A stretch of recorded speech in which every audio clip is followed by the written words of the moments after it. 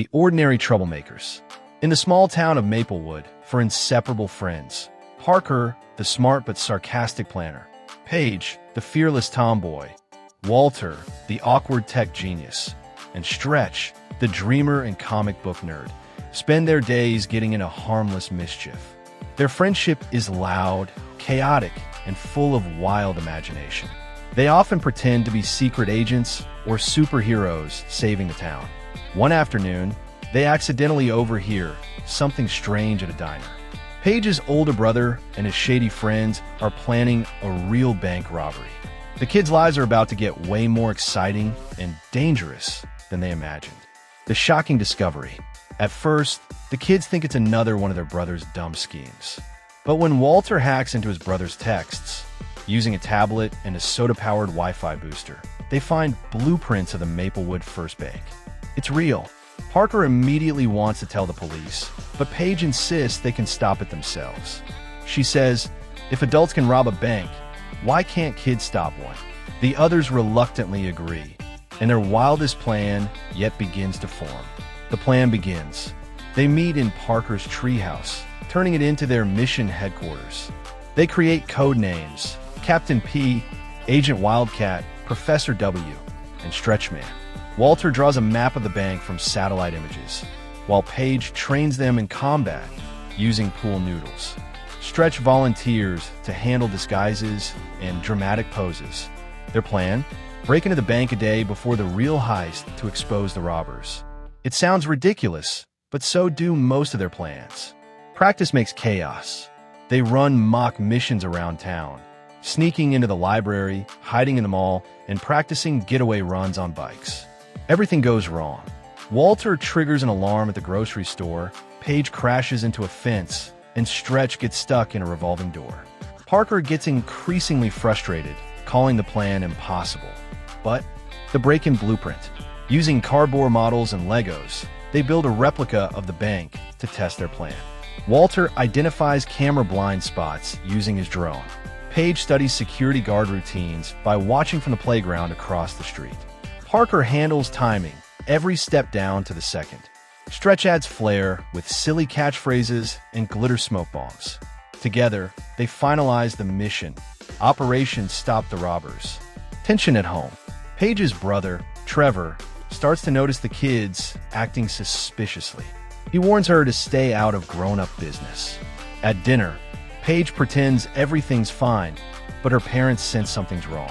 Parker's mom catches him sneaking out late and grounds him. Walter worries about the danger. He's scared but doesn't want to let his friends down. The group begins to feel cracks in their friendship. The night before, in the treehouse, the kids argue about whether to go through with it. Walter says it's too risky, and Stretch thinks they'll get caught. Paige insists they're heroes. They have to do this. After a tense silence, Parker finally says, if we're doing it, we do it right. They share a fist bump, sealing the deal. It's their final night as ordinary kids. Operation Showtime. At dawn, they gear up in ridiculous disguises. Fake mustaches, oversized trench coats, and capes made of curtains. Walter hacks the bank's alarm system remotely from his laptop. Paige and Parker sneak in through the delivery door, while Stretch keeps watch outside.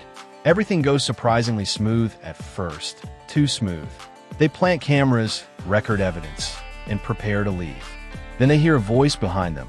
Trevor's crew has arrived early. The unexpected heist. The robbers, unaware of the kids, start setting up their gear. The kids hide behind desks and counters, holding their breath. Walter whispers, we're inside a real crime scene. Paige's heart pounds. She recognizes her brother's voice. Parker signals for an emergency exit, but it's locked. They're trapped inside with real criminals. Quick thinking, quicker trouble. Parker creates a distraction by setting off the ATM alarm using Walter's tablet. As the robbers panic, the kids slip into the vault room. They find the main control box and disable the robber's detonator.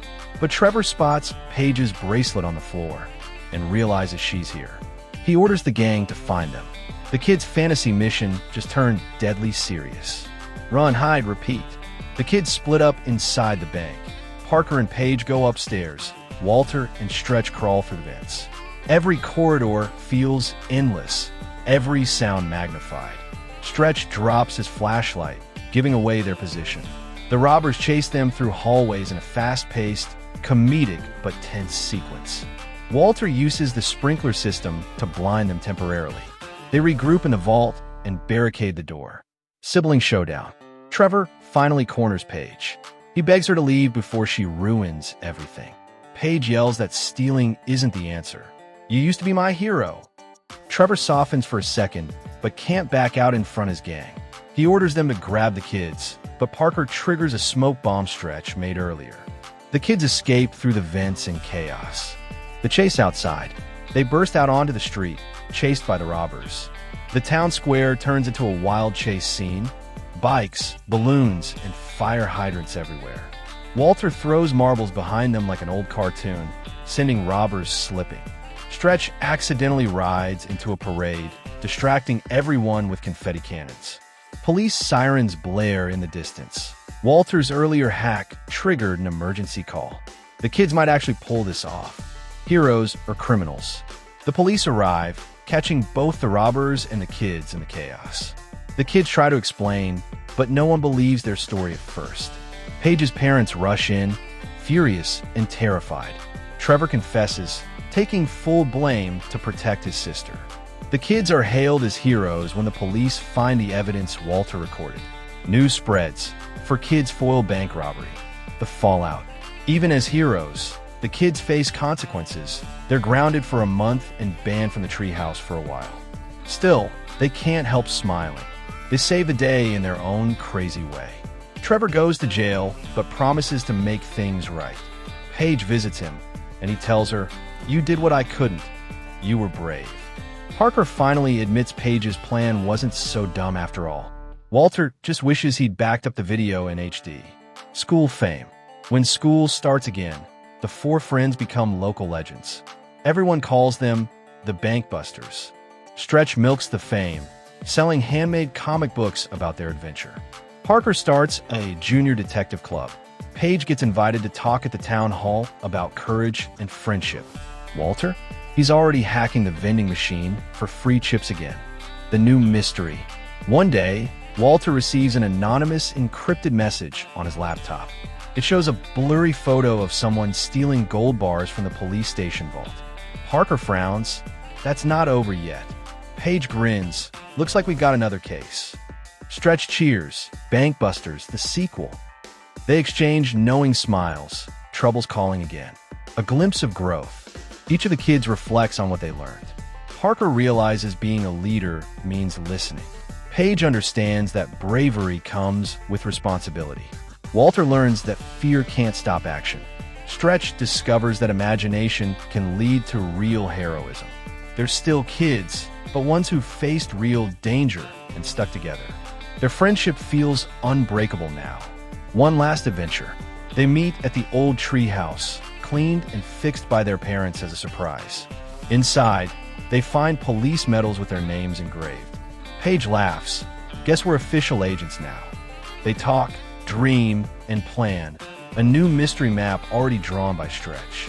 Parker closes his notebook and says, "Let's try not to rob a bank this time." Everyone laughs, even Walter. Post-credit scene. Late at night, a man in a trench coat picks up the stolen gold bar from a police evidence room. He whispers into a phone. The kids know too much. Cut to the treehouse. The group's signal light flickers on, as if they sensed it. Paige wakes up, grinning. Game on. The camera zooms out over Maplewood, glowing under the moonlight. Text fades in. Four kids walk into a bank. They'll be back.